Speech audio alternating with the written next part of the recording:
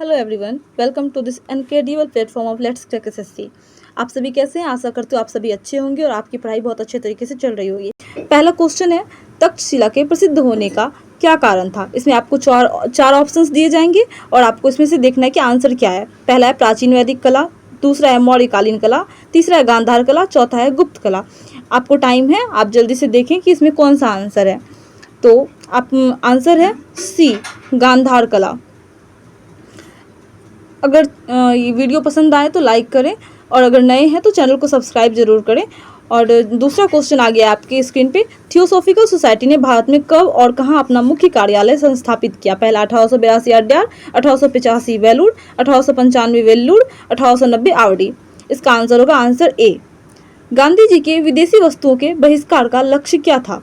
British विरोधी भावना पैदा करना, दूसरा पूर्ण स्वतंत्रता, या तीसरा कुटीर उद्योगों को प्रोत्साहन, या चौथा कल्याण राज को प्रोत्साहन। आपके पास 5 सेकंड है, आप इसके आंसर जरूर दें। और अगर यह वीडियो पसंद आ रहा हो तो लाइक जरूर करें, ठीक है। और अगर आप नए हैं तो चैनल को सब्सक्राइब करें और कमेंट भी करें कमेंट सेक्शन में, जैसा भी हो। इसका आंसर है आंसर सी, कुटीर उद्योगों को प्रोत्साहन। चौथा है, निम्नलिखित में से कौन सा सौर परिवार से संबंधित नहीं है? आपके पास 4 ऑप्शंस दिए गए हैं, आप उसमें से एक आंसर को चुनें। आंसर डी, निहारिका, क्षुद्र, धूमकेतु और ये ग्रह, ये चारों सौर जो मंडल हैं उसके ही परिवार में से आते हैं। उसके बाद का क्वेश्चन है, एशिया और अमेरिका के तटों को छूने वाला महासागर कौन सा है? तो पहला है अटलांटिक, हिंद, आर्कटिक या प्रशांत। तो इसका आंसर आपको देना है कौन सा है। तो इसका आंसर होगा ए, प्रशांत महासागर, क्योंकि एशिया और अमेरिका के जो तटों को छूता है वो महासागर प्रशांत महासागर ही है। डोल ड्रम कटिबंध कहाँ स्थित है? आपके पास 4 ऑप्शन है, आप उसमें से एक आंसर्स को चुनें। पहला है भूमध्य रेखा के निकट, ध्रुवीय क्षेत्र के निकट, मकर रेखा पर, कर्क रेखा पर। तो इसका answer A, B, C, D में से आपको जो भी लगे पहले उसका आंसर दे। इसका आंसर होगा ए, भूमध्य रेखा के निकट। डोलड्रम कटिबंध भूमध्य रेखा के निकट स्थित है। अगर यह वीडियो पसंद आ रहा हो तो लाइक जरूर करें और नए हैं तो सब्सक्राइब करें। 7वां क्वेश्चन है, राज्य समूह जिसे मणिपुर की सीमाएं लगी हुई है उसका वो कौन सा जगह है? जैसे मेघालय, मिजोरम और त्रिपुरा है, या नागालैंड, मेघालय और मिजोरम है, नागालैंड, असम और मिजोरम है, या फिर नागालैंड, मेघालय और त्रिपुरा है।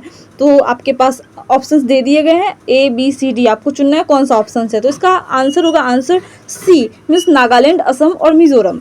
8वां क्वेश्चन से, नदी का अपरदन सबसे अधिक होता है जहाँ, ठीक है, इसका देना है नदी की गहराई अधिक हो, या फिर नदी की चौड़ाई अधिक हो जाए, या फिर नदी की जो प्रवाह है वो तेज हो, या लास्ट क्वेश्चन ऑप्शन है नदी की ढाल अधिक हो। इसमें से आपको सही आंसर को चूज करने हैं कि कौन सा आंसर सही है। तो आंसर ए इसका सही आंसर है। नदी की प्रवाह जब तेज होता है तो जो नदी का अपरदन होता है तभी सबसे ज्यादा अधिक होता है।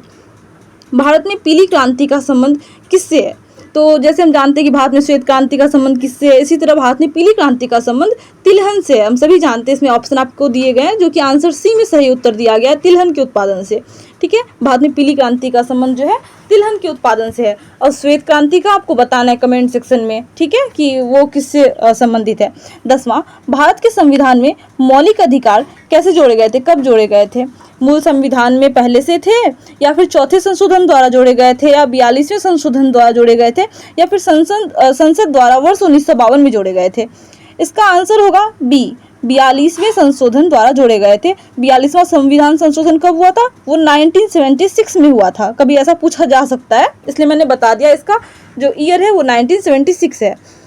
फिर और क्वेश्चन आता है, हाल ही में साल 2025, यहाँ पे केवल लिखा गया, यहाँ पे एबल पुरस्कार होगा, ठीक है, आप ये सही कर लें। हाल ही में साल 2025 एबल पुरस्कार से किस गणितज्ञ को सम्मानित किया गया है?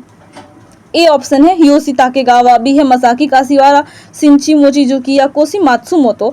इसका आंसर है आंसर बी, मसाकी काशिवारा। ठीक है, इधर ही दिया गया है, एबल पुरस्कार से सम्मानित किया गया है। 12वां है, रेल की पटरियां अपने वक्रों पर किस कारण से बैंक की गई होती है? ठीक है, आंसर है क्योंकि जो रेलगाड़ी है का जो बाहर का क्षैतिज घटक है उसका अभिकेंद्रीय बल प्राप्त किया जा सकता है, इसलिए जो ना वक्रों पर बैंक की गई होती है।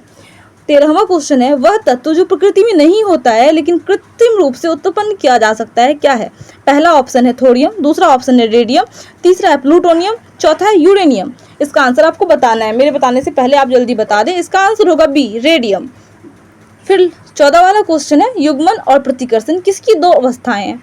पहला है उत्परिवर्तन, दूसरा है व्यत्यायिका तीसरा है विनिमय और चौथा है सहलग्नता। इसमें से आपको सही उत्तर को चुनना है कि युग्मन और जो प्रतिकर्षण है वो किसकी दो अवस्थाएं हैं। तो इसका जो आंसर होगा वो डी होगा, सहलग्नता। 15वां, मानव शरीर में रक्त की अपर्याप्त आपूर्ति को क्या कहते हैं। आपको कमेंट सेक्शन में आंसर भी देना है कि जो मानव शरीर में रक्त की पर्याप्त आपूर्ति को क्या कहते हैं। ठीक है, इसका जो आंसर होगा वो तो इस्कीमिया होगा। ठीक है, लेकिन आपको यह भी बताना है कि पर्याप्त आपूर्ति को हम क्या कहते हैं। 16वां क्वेश्चन है, कंप्यूटर का मॉनिटर क्या होता है। पहला है स्टोरेज डिवाइस, दूसरा प्रोसेसिंग डिवाइस, या फिर तीसरा आउटपुट डिवाइस, या फिर चौथा इनपुट डिवाइस। आपको इसमें से आंसर देना है कि कौन सा है। इसका आंसर होगा सी, आउटपुट डिवाइस। 17 है क्वेश्चन, अंतर्राष्ट्रीय आपराधिक पुलिस संगठन जिसे कि हम इंटरपोल के नाम से भी जानते हैं, इसका मुख्यालय कहाँ स्थित है। इसका मुख्यालय पेरिस में स्थित है, या चीन में स्थित है, या मॉन्ट्रियल में, या फ्रांस के लियोन शहर में। आपको सही आंसर चूज करना है। इसका सही आंसर होगा आंसर ए, फ्रांस के लियोन शहर में अंतर्राष्ट्रीय आपराधिक पुलिस संगठन मुख्यालय स्थित है, जिसमें कि 196 देश शामिल हुए हैं। काफ़ी इंपॉर्टेंट है और क्वेश्चंस आते ही रहते हैं इससे, तो आप इसे पढ़ें। जैसे कि बेस्ट फीचर फिल्म का अवार्ड, उसे आप पढ़ लें सही से। और योजनाओं के बारे में ज़्यादातर क्वेश्चन पूछे जाते हैं, इसलिए मैंने आपको दे दिया है कि पहली पंचवर्षीय योजना 1951 से 1956 तक थी, दूसरी 1956 से 1961 थी, तीसरी 1961 से 1966 तक थी। इसे आप ध्यान से पढ़ें। जैसे ये जो पहली पंचवर्षीय योजना थी वो कृषि और सिंचाई पर ध्यान केंद्रित करने के लिए थी। दूसरी है जो औद्योगिकरण, विशेष रूप से भारी उद्योगों पर जोर दिया गया था। और जो तीसरी पंचवर्षीय योजना थी आत्मनिर्भरता पर ध्यान दिया गया था।